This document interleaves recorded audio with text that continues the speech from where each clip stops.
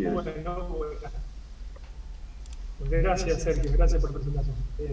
Buenas tardes a todos. Vamos a tratar de, 40 minutos más o menos, tratar de ver un poco lo que es la resonancia magnética. No esperen ver grandes definiciones físicas, ninguna cosa rimbombante, sino que lo que pretendemos es que ustedes tengan conocimiento muy básico, pero que al no ser presentado de forma complicada les sirva realmente para entender por lo menos lo más básico que hay que hay que conocer de los principios físicos justamente básicos de la resonancia magnética. Lo que hay que saber primero, y esto es consejo de gente que, como ven, ya se le ha caído el pelo o peinamos canas, que no se puede aprender todo en un día, ni en una semana, ni en un mes, ni no se sabe en cuánto tiempo, y en realidad por ahí lo que hay que hacer es todos los días aprender un poco. Y para saber bien de resonancia magnética, el que quiera saber bien, realmente tiene que leer un poco todos los días. Esto significa leer de la física, a veces a través de los artículos que nos llaman más la atención, porque son los que tienen las figuras, nos agasaja la vista, digamos, para poder entender cuáles son las secuencias que estamos viendo.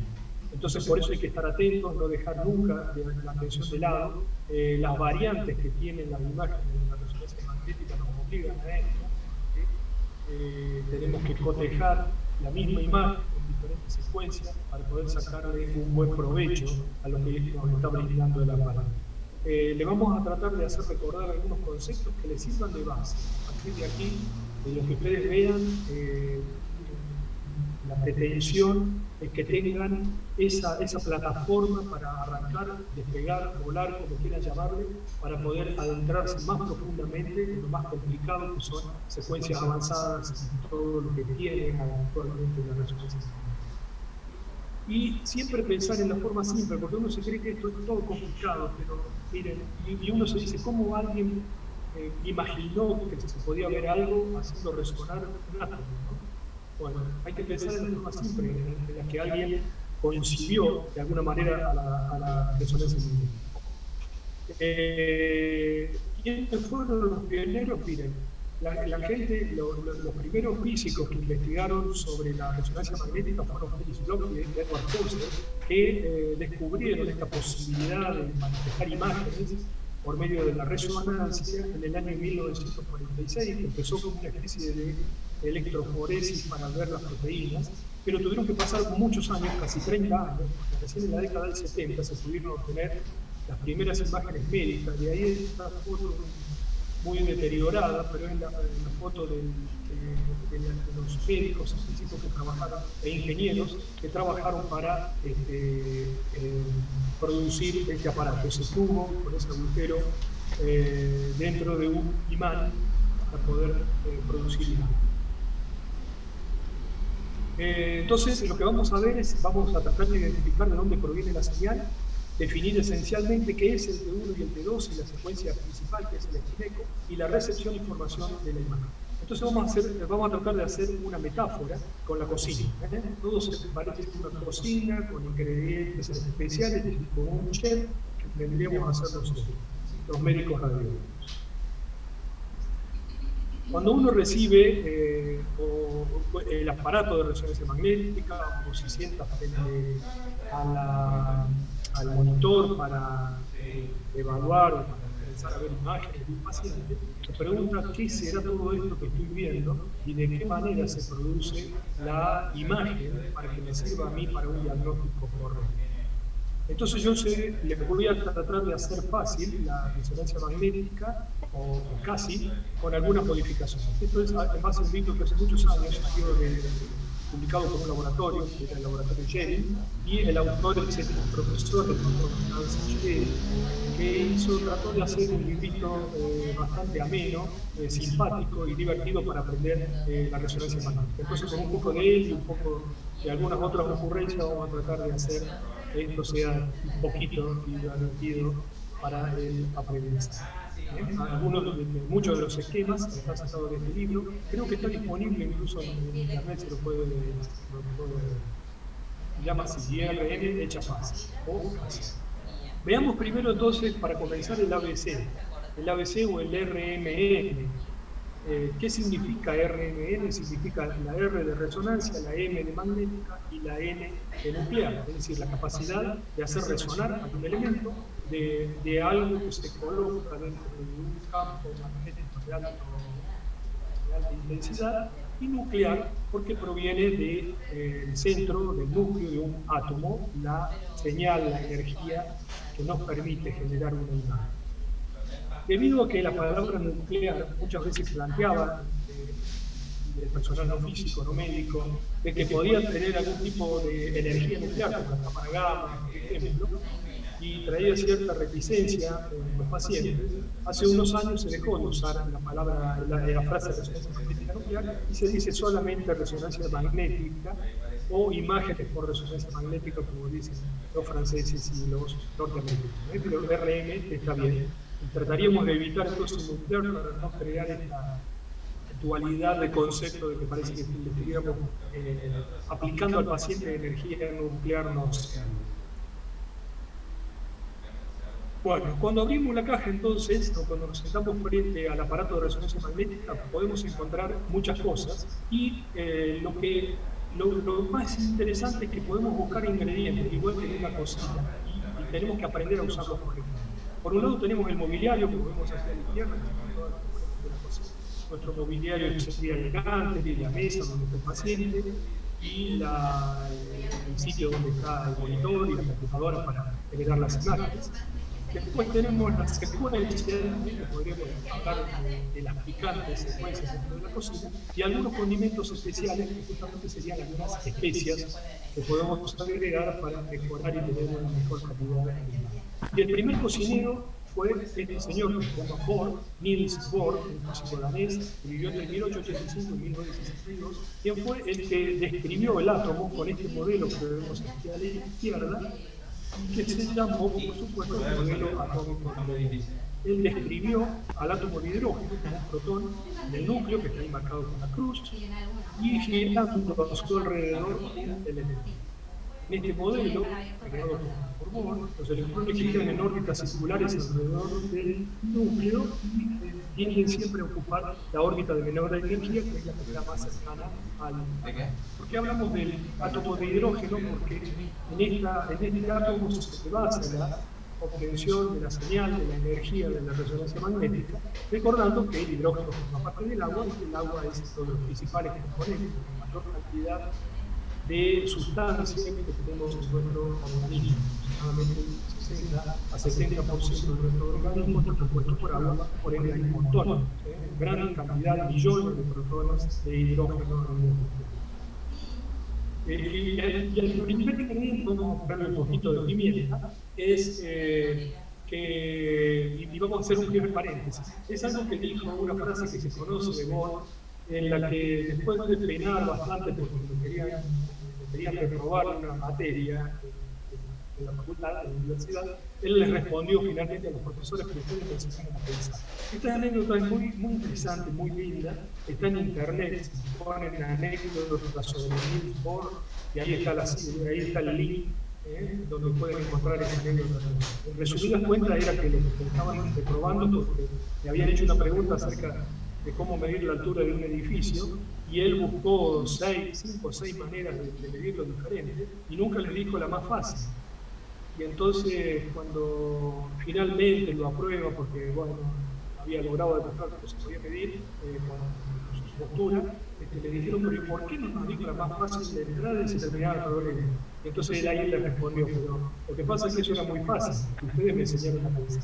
Bueno, eso es lo que tenemos que hacer nosotros también, pensar un poco, leer, pensar y ver qué podemos hacer, porque una vez que tenemos todos los ingredientes, que tenemos la cocina preparada, etc., tenemos el aparato listo, tampoco hay que quedarse siempre con las secuencias, los programas que nos dan los vendedores.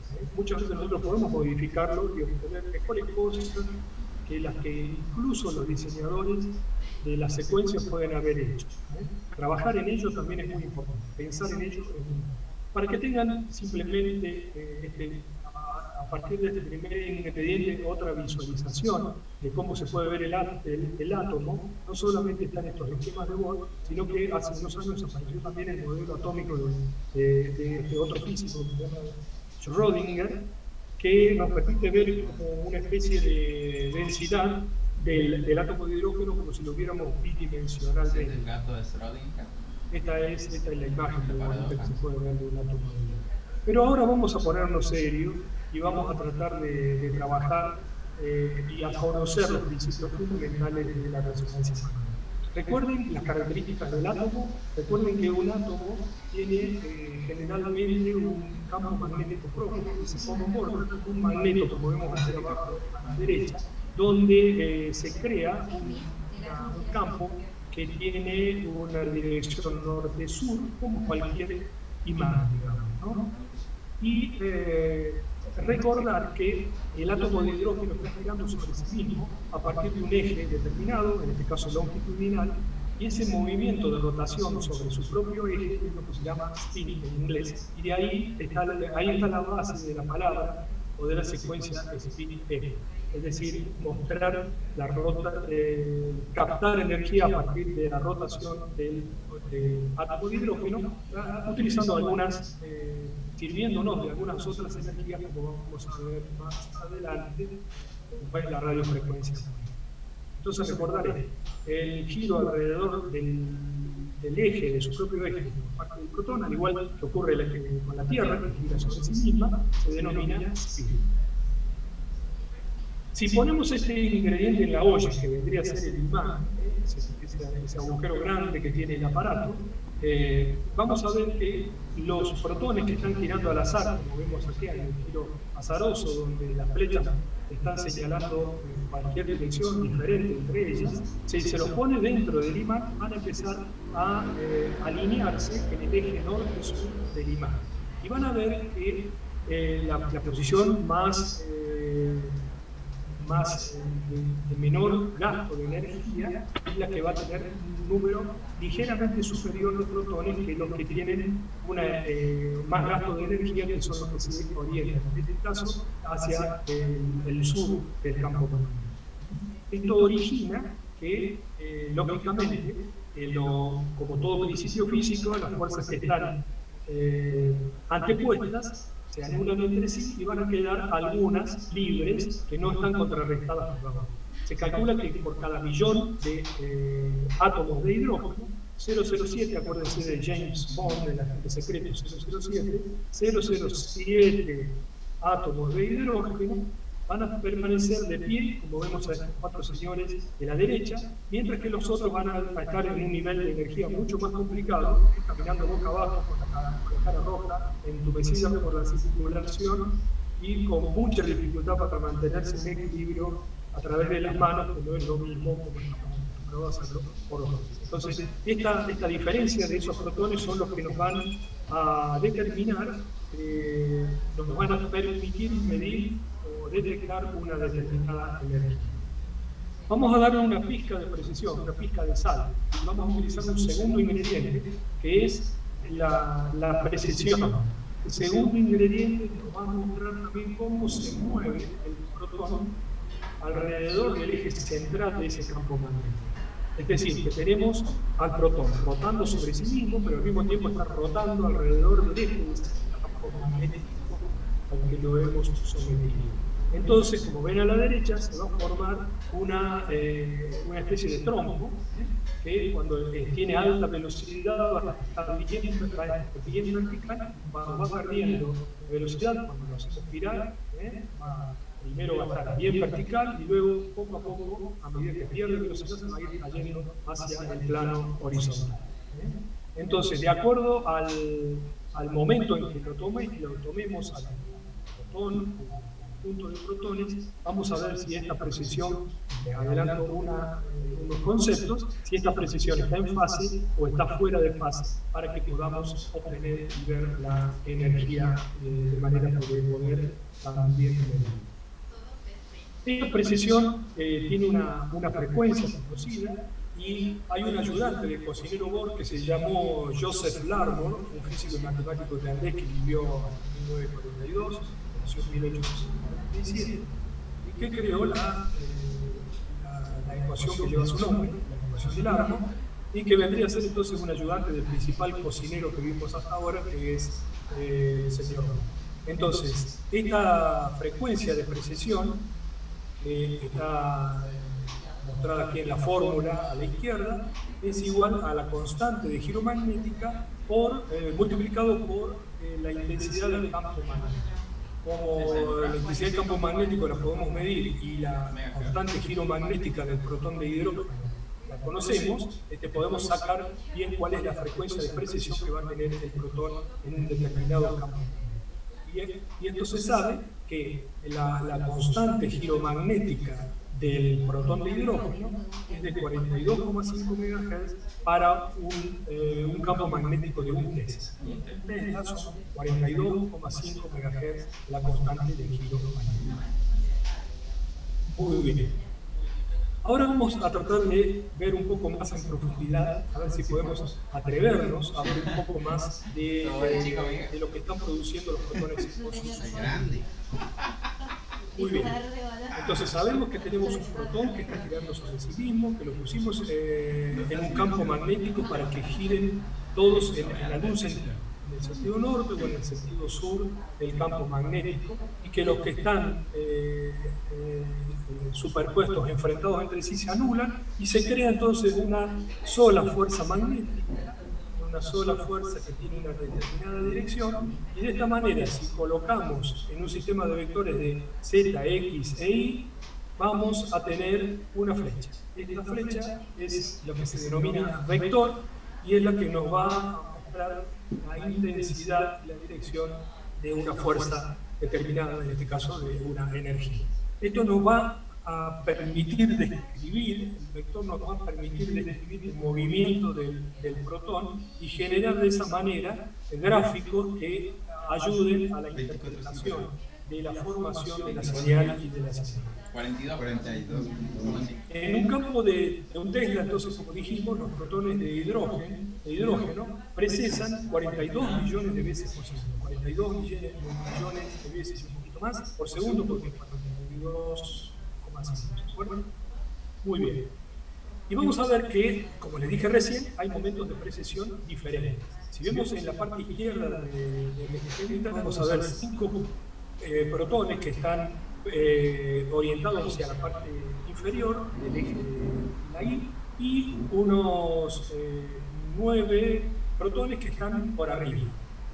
Como dijimos, se van a anular los que están enfrentados y nos van a quedar solamente 4 protones libres, que son los que nos van a permitir medir la energía, y con eso se va a crear la flechita, el vector, que se va a estar representado por esta imagen de ahora en adelante, que tiene la letra B allí, que representa la dirección de los protones del cuerpo humano, como vemos esa imagen, de la izquierda, quedando de esta manera. Entonces, entre la anulación de los protones que están enfrentados, los protones solamente del eje de la X y de la Y, creando el vector que se denominará a partir de esta flecha como el vector Z, y que nos identificará o nos señalará o nos mostrará gráficamente a la fuerza magnética.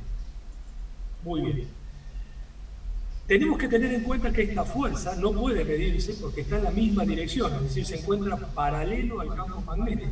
Entonces, de alguna manera tenemos que lograr una magnetización transversa, sacarlo de esa magnetización longitudinal y llevarlo de alguna manera a un lugar que nos permita detectar la energía. Entonces, para eso tenemos que encender la luz, para ver qué sucede dentro del recipiente, para ver qué pasa dentro de la cosa. Entonces, tenemos que crear una nueva magnetización. Entonces, de esa magnetización natural que se produce por la fuerza física longitudinal, siguiendo el eje norte-sur del campo magnético, creamos una magnetización transversal. Es decir, que vamos a hacer que este cono o ¿cómo se llama? Esta pirámide que está vertical, que está sobre el vector Z, se acueste sobre el vector Y, como está graficado aquí, este tronco, no me salía la palabra. El tronco que está vertical lo tenemos que apostar para que se nos muestre en el eje de la coordenada Y. ¿Cómo hacemos esto? Debemos hacerlo porque es necesario que nosotros podamos ver qué es lo que está ocurriendo en verdad, cómo se está produciendo esta transferencia. Miremos este esquemita que es bastante ilustrativo, porque si nosotros tenemos un señor que está caminando por la playa, por la costa de un río, y hay otro señor que está en una canoa que se le está inundando y con una bomba está tratando de botar el agua, tirándola de nuevo al río, estamos viendo que algo está ocurriendo, pero no podemos, y que está sacando agua, pero no podemos medir qué cantidad de agua está sacando. En cambio, si le decimos al señor que se devuelva y tire el agua hacia un recipiente que nosotros le podemos ofrecer desde la costa, podemos medir la cantidad de agua que está sacando, que de otra manera no sería posible. En esto se basa el hecho de poner a los protones en la misma frecuencia dentro del recipiente, que está entonces dentro de un imán, y hace que los protones empiecen a tener una frecuencia similar entre ellos para poder transmitirse. Fíjense que si tenemos a los dos autos, el 5 y el 8, a la misma altura, convidarse con una hamburguesa será más fácil que tirársela cuando el 8 está más adelante que el 5, por ejemplo. La transmisión de energía va a ser mucho más fácil si los protones están en la misma frecuencia. Entonces, para hacer esto que queremos hacer, es decir, sacarlo del plano longitudinal, ponerlos en frecuencia y hacer que lo podamos ver, se aplica un nuevo ingrediente. En este caso se llama onda de radiofrecuencia. Este es el ruidito infernal que escuchan ustedes cuando hacemos la resonancia magnética. Son los impulsos de radiofrecuencia que se aplican dentro del campo magnético. Entonces, la transferencia de energía es efectiva y se produce cuando los protones están en la misma frecuencia. Les repito, de acuerdo a la ecuación del árbol, la radiofrecuencia es conocida para el átomo de hidrógeno. Entonces podemos aplicarle un determinado pulso de radiofrecuencia para que estos protones de hidrógeno tengan a la vez la misma frecuencia y puedan captar la energía de la onda de hidrógeno. Este fenómeno se llama resonancia. Es así como los elementos comienzan a estar en la misma frecuencia y a resonar, digamos, entre comillas. Un tercer ingrediente que podemos agregar es un poco de pimentón dulce, que va a ser como la frutilla del postre, porque es el pulso de radiofrecuencia, es quien nos va a permitir que esa magnetización, esa energía que es tan poderosa que tienen los átomos de hidrógeno cuando los pusimos en el campo magnético, fuerte, alto, la podamos ver. Entonces, ¿qué vamos a hacer? Vamos a aplicar una onda de radiofrecuencia y dos protones, por ejemplo, como se ve en el gráfico, estos dos protones van a tomar energía y van a pasar a un nivel de energía superior. Por lo tanto, van a cancelar entre sí como vimos. Entonces acá hay 6 protones, 2 pasan para abajo, se van a cancelar entre sí y nos van a quedar arriba 4 protones precesando, no en fase, hacia el eje del vector C.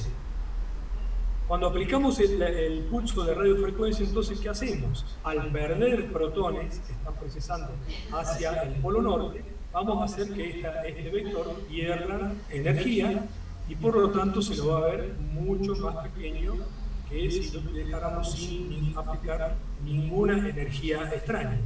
Entonces, esto se va a achicar.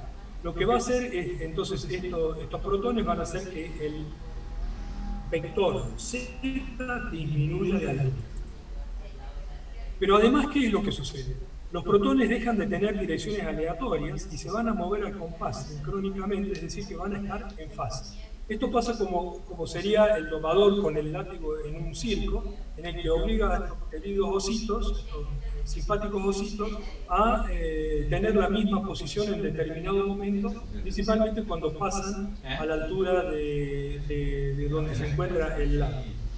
Si tienen miedo, miren cómo lo miran al látigo, y están todos con la misma posición prácticamente, están todos en la misma fase. Otros todavía, como estos dos que vienen retrasados allí, todavía no se han puesto en fase, pero cuando lleguen aquí también lo van a hacer. Fíjense que el movimiento del látigo del domador se parece a la onda, a cómo graficamos la onda de una radio, como si fuese la onda de radio.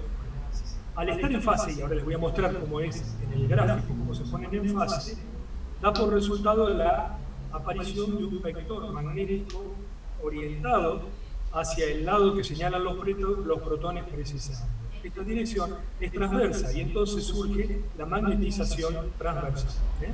Entonces, ¿qué pasó? Se achicó el eje longitudinal del Z y apareció un vector sobre las coordenadas sobre la base de la línea Y. Acá está el vector longitudinal, el pulso de radiofrecuencia, se achica el longitudinal y aparece transversal. Ahora fíjense, los protones que estaban girando todos alrededor de la línea del campo magnético pasan a estar todos de este lado, todo del lado de la Y, tanto los que están hacia el polo sur como los que están hacia el polo norte. Y de esa manera se crea este vector de magnetización transversal. Muy bien, lo tienen mostrado cómo se achica el longitudinal y cómo se agranda el transversal. Entonces ahora los protones se están precisando en fase. Hemos disminuido la magnetización longitudinal y creado la magnetización transversal. Y hemos creado la magnetización transversal sobre el eje de la Y.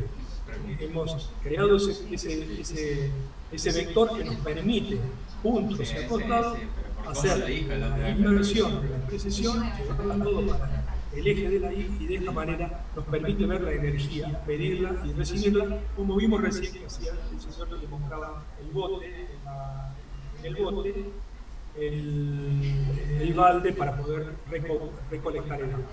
Entonces el nuevo vector se mueve, se aleja, se acerca y crea una corriente eléctrica que después va a ser captada por otro artefacto, la antena, como una señal de televisión. Entonces vamos a descansar y rebobinar un poquito. Vamos a ver el esquema de acá abajo, donde está el eje longitudinal, se aplica la onda de radiofrecuencia, ese eje se apuesta, por decirlo de algún modo, crea una energía, está marcada ahí, con estas líneas irregulares, y cuando se pone la onda de radiofrecuencia en off, comienza a producirse lo que se llama la recuperación, el T1, o la caída, que es el T2. De acuerdo a cuál de los vectores estemos examinando. A ver, recuperación y caída respectivamente. Y también tenemos que pensar que los protones no están solos, no están en el aire dando vueltas, sino que están relacionados con el tejido a su alrededor. Entonces hay que tener en cuenta que muchas veces el movimiento de los protones va a estar determinado, y especialmente en el T1, a la energía que proviene de su entorno, del tejido en el que se encuentra moviéndose o teniendo alguna resonancia entre sí. Y que también, esto es cuando medimos el T1, y que también cuando midamos el T2, vamos a tener influencia de las inhomogeneidades del campo y de las inhomogeneidades propias del tejido o del protón. Porque estas cosas también van a condicionar el tipo de señal que nos va a dar y cómo se va a producir la imagen tanto en T1 como en T2. Les muestro aquí un esquemita que muestra cómo se grafican las secuencias de resonancia magnética con el TR, que es el tiempo de repetición, y el DE, que es el tiempo de eco. Básicamente el tiempo de repetición es cuántas veces le vamos a dar onda de radiofrecuencia para que ese eje longitudinal caiga y vuelva, pero no lo dejamos volver del todo, sino que lo hacemos ir y venir muy rápidamente para que nos dé más señal, para que podamos captar más señal de siempre recuperación y caída. Entonces, si decimos rebobinar, vamos a pensar en bobinas y vamos a pensar en la antena, porque esto funciona también como si fuese una antena de una señal de televisión, que también podemos tener en la cocina cerca mientras preparamos nuestras comidas. Y las bobinas son bobinas que están, no vamos a hablar mucho de ellas, pero que están, se comportan como antenas, bobinas, que están diseñadas para favorecer la recepción mejor de la señal. Y esto que tenemos a la derecha es cualquier resonador, como todos conocemos. Después de este rebobinado, observemos cómo bailan o cómo danzan los protones. Porque de esta manera va a haber dos tipos de relajación. Un tipo de relajación longitudinal y otro transversal. Entonces, esto es muy importante porque cuando aplicamos, como vimos, cuando aplicamos un pulso de radiofrecuencia, se achica la onda longitudinal, los protones entran a precesar en fase, todos para el mismo lado, y se crea la magnetización transversal de las I. Vamos a tener entonces que los trompos los vamos a ver de más pequeños a más grandes cuando llega la relajación. Es decir, lo que vamos a obtener es que cuando cesa el pulso de radiofrecuencia, los protones van a tratar de volver, como vemos en este ejemplo, a su magnetización original sobre el eje Z y van a volver a precesar fuera de fase, ¿sí? Van a precesar libremente. Entonces, esto se llama recuperación. El T1 es el tiempo de recuperación del vector longitudinal y nos va a dar una curva de este tipo a medida que crece nuevo, se pone de pie vertical el trompo. Entonces recuerden que el 1 es muy parecido a la L en los teclados, entonces el tiempo longitudinal de recuperación longitudinal de la L es el T1. TL longitudinal, T1 es el tiempo de relajación, recuperación longitudinal. Pero cuando aparece entonces, como vimos recién, aparece el transversal, también a medida que aumente el longitudinal, este va a empezar a desaparecer, el transversal va a empezar a desaparecer. Es decir, que los protones que están precesando en fase van a dejar de precesar en fase y los vamos a dejar de ver porque van a volver a su estado original. Están así como se ve a la izquierda y van a volver al estado original como se ve a la derecha. Esto vamos a ver entonces, en el trompo lo vamos a observar acostado, de más grande a más chico, y se va a generar una depresión, una caída, cae la señal de la magnetización transversal. Entonces la magnetización transversal es una doble T. Por lo tanto, a eso, para que ustedes tengan como mnemotecnia, la relajación transversal corresponde al T2. Tiempo transversal, tiempo longitudinal, T1 por la L que parece un 1 en el T4. Para que se acuerden, para que tengan un poco de mnemotecnia en ese sentido.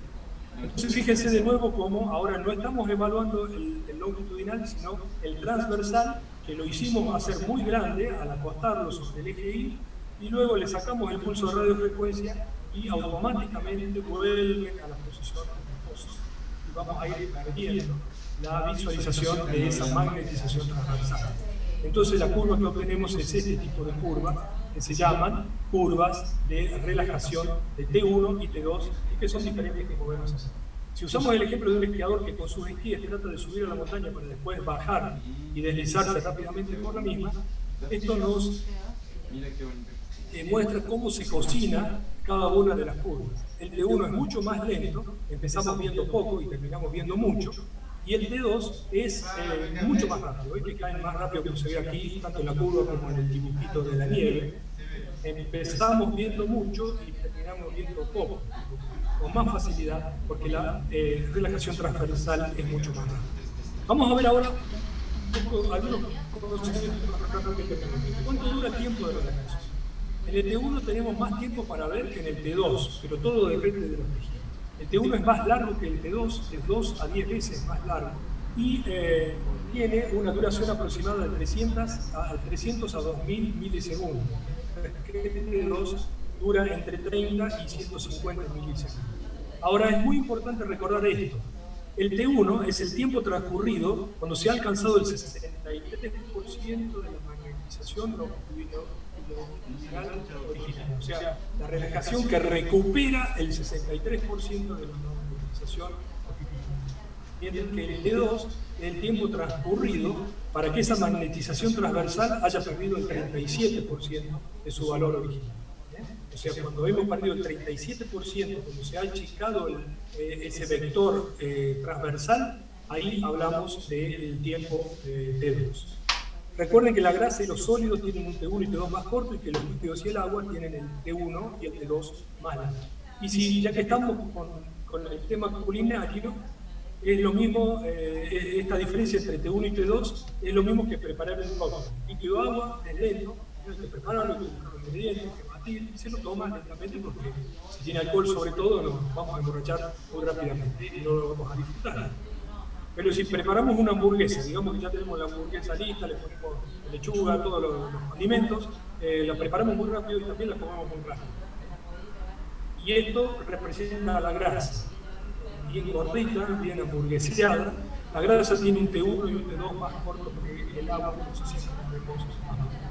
Recuerden también, estén atentos a esto, que los tejidos enfermos o patológicos tienen a menudo un mayor contenido de agua que los tejidos adyacentes y por lo que brilla en el T2. Bueno, ahora vamos a probar otros ingredientes.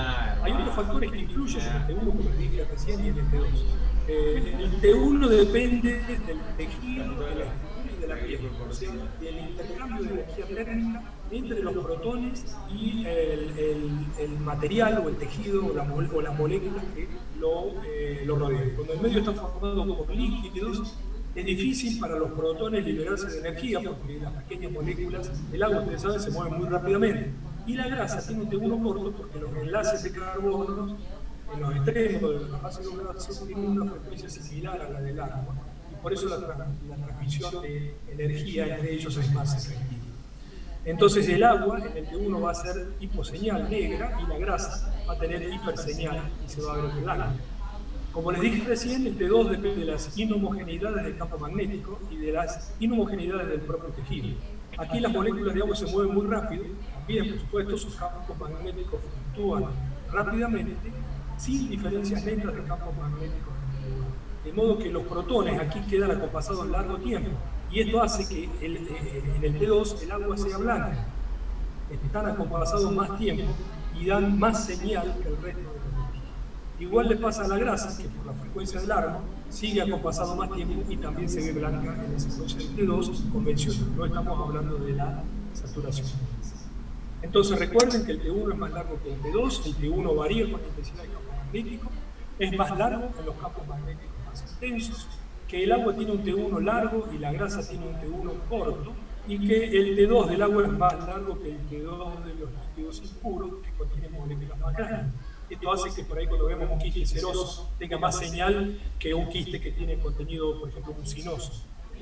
Por ahí es blanco, pero no tan blanco. Bueno, un ingrediente importante es el grado del pulso de radiofrecuencia, porque no es solamente cuestión de aplicar un pulso de radiofrecuencia, sino ver qué ángulo tiene. Estos pulsos de radiofrecuencia varían mucho de acuerdo a las secuencias llamadas por la fábrica, pero principalmente se trata de dos pulsos para entender básicamente cómo es la adquisición de la imagen. ¿Cuáles son los que van a hacer apostar a ese vector longitudinal? Son los pulsos de radiofrecuencia de 90 grados y otro que invierte la magnetización, que se denomina pulso de radiofrecuencia de 180. Entonces, el pulso de radiofrecuencia de 90 grados es lo que nos hace apostar al vector, como vimos recién, y nos da la secuencia de T1. Es decir, que a partir de este segundo cono, como vemos aquí, el impulso de radiofrecuencia de 90 grados nos crea una coherencia de fase y aparece entonces, todos los vectores que están para este lado, aparece el vector transversal. Al cesar el pulso de radiofrecuencia, como les dije, los protones vuelven al estado de menor energía y pierden la coherencia de fase, vuelven a estar rotando, pero más desordenadamente. Recuerden también que los dos procesos son independientes, pero que ocurren simultáneamente. Entonces, aparte de todo eso, de esos vectores que tenemos de magnetización, tenemos un vector que nos da la idea del resultado del movimiento en espiral, que verdaderamente está teniendo ese vector transversal, y nos genera una señal FID, que es Free Induction Decay en términos ingleses, y que es esta que vemos aquí debajo a la izquierda, donde nos muestra en una coordenada simple cómo estas ondas se manifiestan de manera gráfica en el tiempo, en el transcurso del tiempo, como van decreciendo. Entonces lo que vemos es lo que ocurre aquí en el eje de las tres coordenadas, y en las coordenadas simples cómo vemos cómo se manifiesta por arriba y por debajo de la línea de base. Si le ponemos un poquito de orégano, otro ingrediente, tenemos que saber qué es el tiempo de repetición. Como les dije recién, el tiempo de repetición es la cantidad de pulsos, con qué cantidad de pulsos y con qué determinado intervalo de tiempo vamos a poner estos pulsos de radiofrecuencia para impedir que la magnetización se termine completa y esto nos haga perder energía. La repetición va a hacer que tengamos más movimiento de los vectores y por lo tanto más movimiento de los protones, de campos de mayor energía a menor energía, van a liberar energía y de esa manera vamos a poder captar imágenes con las alturas que estamos viendo a partir del eje. Un DR largo es considerado cuando se mide en más de 1500 milisegundos y un corto en 500 milisegundos. Y para una buena receta también es necesario tener un chef, un buen chef, que pueda elegir los servicios de impulso que influyan finalmente en el resultado del sabor, o sea, de la receta, haciendo que ciertos ingredientes, parámetros, destaquen más que otros. Sin embargo, hacemos que con todos estos ingredientes, con la radiofrecuencia, con los vectores de magnetización, etc., tengamos el mismo papel y el mejor resultado que es la señal, una buena señal. Pero ahora que tenemos todo esto, tenemos que saber también el momento justo para captar una buena imagen, como esta que vemos aquí. Y esto significa que nosotros tenemos que captar la imagen cuando mayor diferencia haya entre la señal de diferentes tejidos. Aquí tenemos en la curva de arriba el cerebro y debajo el líquido cefalorraquídeo. Y de acuerdo al tipo de repetición que pongamos, corto o largo, vamos a apreciar diferencias de densidades o de señales de acuerdo al tejido de que sea. Pero obviamente si nosotros tomamos imágenes aquí cercanos al comienzo, vamos a tener muy poca diferenciación de tejido que, por ejemplo, en la parte media de la que vamos a tener más diferenciación de señales. ¿Y cómo podemos obtener una imagen potenciada entre dos? Bueno, aquí es muy importante hacer la inversión del vector sobre el eje Z con un pulso de 180 grados. Y esto va a hacer que los protones se reenfoquen, resultando una señal más fuerte, y esto es lo que se denomina el eco del spin, o spin eco. Es decir, es como que hiciéramos un eco, una imagen en espejo de los vectores al generarle un impulso completamente invertido de 180 grados con la onda de la radiofrecuencia. Entonces, esto es el spin eco y que se obtiene fundamentalmente basándonos en el tiempo de adquisición que se llama tiempo de n. Si aplicamos el pulso de 180 grados, hacemos que los protones que han salido juntos, algunos se han ido muy lejos, los hacemos volver para que lleguen juntos al mismo lugar, los que son más rápidos y los que son más lentos. Porque si no aplicamos el pulso de 180, la curva cae como se ve acá muy rápidamente, y ahí nos da lo que se llama la imagen entre dos asteriscos o dos pesados. Pero si vamos aplicando, como vemos aquí, ondas de radiofrecuencia de 180 grados, vamos a impedir que caiga completamente la curva y obtengamos esta field un poco más permanente en el tiempo y vamos a tener una curva más suave para poder captar la energía. Y al igual que en el T1, si tenemos un tiempo de eco corto o un tiempo de eco largo, vamos a tener mayor diferenciación de los dos tejidos, del B y el A, como les mostré recién. El tiempo de eco, entonces, es el tiempo en el que vamos a captar la imagen y lo que nos va a ponderar el T2 y los tejidos. El gráfico, entonces, de la secuencia spin-eco es una onda de radiofrecuencia de 90 grados seguido de una de 180 grados muy rápidamente aplicada. Luego hay un tiempo de espera un poquito más largo y se vuelve a aplicar lo mismo. Una onda de radiofrecuencia de 90 grados y otra de 180. De esta manera hacemos curvas, una combinación de las curvas. Recuerden, los dos fenómenos de T1 y T2 ocurren al mismo tiempo, solamente que vamos a elegir cómo medir, utilizando el TR y el TE. El TR para el T1 y el TE, que va a ser el momento que vamos a tomar la imagen para el T2. O sea, aquí tenemos la curva de T1 y la curva de T2. Si nosotros tomamos un TR largo y un TE corto, no tenemos ni T1 ni T2, como vemos en el gráfico de arriba, eso se va a llamar densidad protónica. Pero si hacemos un TR largo con un TE largo, vamos a salir de la medición del T1 y vamos a estar midiendo el T2 como este. Nosotros dejamos pasar el tiempo, no tomamos en esta primera parte de la curva, vamos a estar midiendo ya la relajación transversal. Si hacemos un TR corto y un TE corto, vamos a tener el T1 porque vamos a tomar la imagen en este nivel y no vamos a tener todavía componente de T2 en la señal. Entonces, cuando aportamos TR fundamentalmente, vamos a tener T1 y más aún si aportamos el TE, que es el tiempo de observación. El TR influye en el T1 de los tejidos, el TE entonces influye en el T2 de los tejidos, como vemos. Vamos a tomar imágenes de T1 y aquí más alejados vamos a tomar el tiempo de imágenes de T2. Entonces fíjense ahora lo que ocurre. Si tenemos un tejido A, que puede ser un tejido sólido y un tejido B, que es un tejido líquido, vamos a ver que en el T1 el tejido A tiene un poco más de señal que el líquido. A este lo vamos a ver gris o blanco y a este lo vamos a ver gris oscuro o negro. Esto en el T1. Si dejamos pasar el tiempo y vemos el T2, miren cómo se invierte la curva y el tejido sólido se transforma en gris o oscuro o negro, y el B, como dijimos que los protones en el agua siguen procesando más tiempo, va a tener más señal que este otro tejido y por lo tanto el líquido nos va a aparecer. Vamos a tener gris al tejido sólido y vamos a tener blanco. Esto es un poco manifestación de la captación de la señal que a través de los píxeles nos genera la señal, la intensidad de la señal. Ponemos un número, le damos una tonalidad de gris a cada número. Estas diferencias entre los tejidos de la señal aplicados con números son los que nos van a dar la tonalidad. Entonces vamos a tener imágenes en T1 con el líquido cefalorraquídeo negro, la densidad protónica que es intermedia, y el T2 en el que vamos a ver los líquidos y los espacios supermedios en color rojo. La denominación es hiposeñal, como sabemos, isoseñal si es gris, hiposeñal si es negra, hiperseñal si es blanca, y si es de los dos tipos vamos a hablar de señales de color. Esto es una diapositiva que me prestó el doctor Lucino, que tuvo la idea de hacer esto fantástico.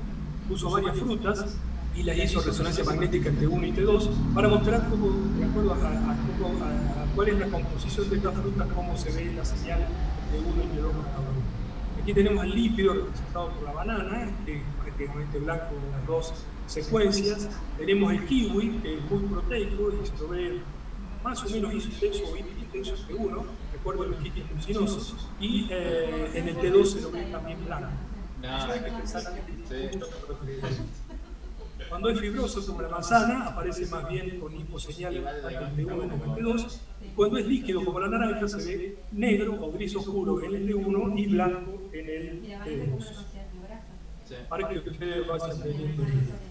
Luego hay que saber también cómo se produce esto, porque ahora que tenemos toda la energía esta captada, analizada, retenida, obtenida por las antenas, tenemos que saber cómo hace la computadora para saber de dónde proviene la señal, para decirnos que esto, y hacer una reconstrucción en el plano axial, en el plano sagital, en el plano coronal, como estamos viendo. Muy bien. Esto es realizar modificaciones a los vectores de magnetización mediante los gradientes, para hacerlo cómodo. Ustedes lo van a leer más en profundidad. Pero estos se llaman gradientes de fase, que permiten, de acuerdo al punto de donde proviene la energía, separarlos de acuerdo a los niveles de energía que va captando los diferentes de cada sector del organismo, y de esa manera determinar los planos de corte de acuerdo al gradiente necesario. De esa manera podemos obtener imágenes axiales entre T1 y T2, podemos incluso, por supuesto, como todos sabemos, inyectar sustancias de contraste que nos prolonguen el TR y de esa manera tener mayor nitidez de las estructuras que están circulando, como la sangre, y poder tenerla opacificada de forma completa, o sea, tener una imagen completa de una estructura vascular. Todas estas imágenes pueden ser concebidas mediante la utilización de todos estos ingredientes, condimentos, etc. Y fíjense esto lo que les decía al principio, cómo las diferentes secuencias nos transmiten imágenes diferentes de una misma patología. Y de esa manera podemos categorizar a los tejidos mucho mejor. Y por eso, a medida que avanzan avanza la tecnología en la creación de las secuencias y que cada vez son más rápidas, nos permiten acercarnos molecularmente al origen de las lesiones. Por eso se habla mucho ahora de las resonancias multiparamétricas con las secuencias de difusión, la percusión dinámica, las secuencias fuera de fase, como vemos ahí arriba a la derecha, nos permiten analizar y tener una idea más concreta del origen de la patología o de la composición. La señal de la grasa es muy importante. Ustedes recuerden que la grasa tanto en T1 como en T2 en la secuencia spin-eco de base se ve blanca, pero si aplicamos una secuencia que se llama FAT-SAT o de saturación grasa, podemos hacer que la grasa se vuelva negra, como vemos en la imagen grande aquí abajo.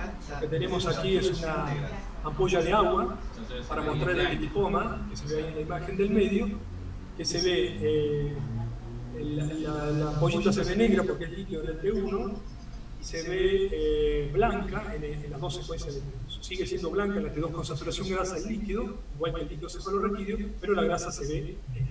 Muy bien, y vamos a ver los ingredientes finales. ¿Cómo influye el flujo en la señal? Bueno, todo depende, miren, de cómo estén los protones. Miren la imagen de abajo, ¿no? El gráfico de abajo. Cuando los protones están todos sobre el eje longitudinal, lo que ponemos sobre el campo magnético, hacemos la onda de radiofrecuencia. Algunos van a pasar por la zona de captación de la bobina con magnetización transversa, pero otros pueden seguir estando en posición longitudinal. Esto va a hacer que la señal muchas veces entre corte y corte sea diferente dentro de la luz y de pasos. ¿Y cómo influye el contraste en la señal? Bueno, solamente lo que hace es prolongar un poco el TR y hacer que los tejidos A y B que están cerca en la imagen superior se separen en la imagen inferior, nos dé mayor diferencia de señal entre un tejido y otro, y de esta manera también nos permite generar una mejor señal. Aquí tienen ahora gráficos de las diferentes secuencias, como es la secuencia spin-eco, como les mostré recién, onda de 90 seguida de 80, un espacio y 90 a 180. La secuencia de saturación-recuperación son todos impulsos de radiofrecuencia de 90 grados, y la secuencia de inversión-recuperación que empieza al revés, empieza con 180 grados al revés del spin-eco y sigue inmediatamente por una de 90 grados, hay un espacio, otra y vuelve a repetirse el proceso, ¿no? En las mismas ondas de radiofrecuencia. Muy bien, hay secuencias rápidas, esto lo voy a pasar rápido porque ya se me está acabando el tiempo, pero esto lo van a leer ustedes, yo no voy a adentrarme en esto porque tampoco hay tiempo, que se llaman, son más rápidas, se llama secuencia gradiente de eco. Este es el gráfico de otra secuencia rápida que es el fast spin eco, y esta otra que es la resonancia magnética funcional, que se llama ecoplanar. Está disponible en todos los libros, así que ustedes lo pueden ver. ¿Cuánto demoramos en cocinar? Esto es importante también por el tiempo que nos va a llevar la secuencia. Entonces, el tiempo de adquisición de la imagen está determinado por el tiempo de repetición, el TR, por el número de excitaciones, que es el NEX, y por el número de hileras de una matriz, que es la E. Entonces, mayor número de excitaciones, hay una mejor relación señal-ruido. Pero esto también prolonga un poco el tiempo. Todo lo que sea aumentar el TR, la matriz y el número de excitaciones, por supuesto, va a aumentar el tiempo de adquisición. Como les dije recién, el corte se selecciona utilizando gradientes de campo, hay bobinas de gradientes y gradientes de selección de corte, que simplemente significa que estos gradientes van a estar captando protones de hidrógeno que se mueven con sutiles cambios de energía que le van a permitir a la computadora detectar de qué lugar proviene cada una de esas pequeños o fuertes impulsos energéticos que inciden sobre la antena principal. Estos gradientes entonces son como una especie de potenciadores de la energía, pero que a la vez a cada línea de exploración que tienen le va dando un nivel de energía diferente para poder detectar desde dónde proviene, y de esa manera seleccionar un corte transversal, separarlo de arriba a abajo del abdomen o del cerebro o del cabeza. Esta es la gran cocina, hay imanes resistivos, permanentes, superconductivos, requieren estos últimos medios para generar, se usan ahora, y los campos fueron al principio del 0,5 de Tesla. Ahora esto de 0,5, 0,3 Tesla se usa para los resonadores abiertos.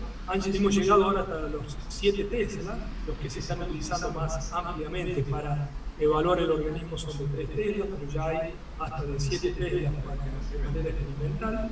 Recuerden que un Tesla tiene 10.000, representa 10.000 Gauss, y que la Tierra naturalmente tiene un campo magnético de 0,3 a 0,6 Gauss. Por lo tanto, imagínense a qué potencia de campo magnético nos exponemos cuando hacemos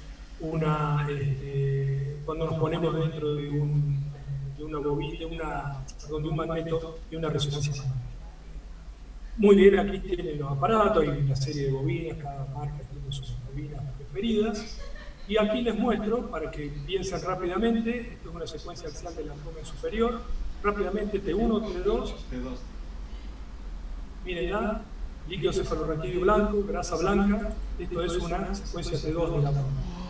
Esta es una secuencia axial del abdomen superior, es un T1 o un T2. Rápidamente, el líquido ahí, cefalorraquídeo blanco de la columna, y una secuencia T2, pero como la grasa está negra, la diferencia con la anterior, la grasa blanca, la grasa negra, esto es una secuencia de saturación. Y esta secuencia axial del páncreas es un T1 o un T2, rápidamente, los líquidos todos, sobre todo el líquido cefalorraquídeo se ve negro, por lo tanto es una secuencia.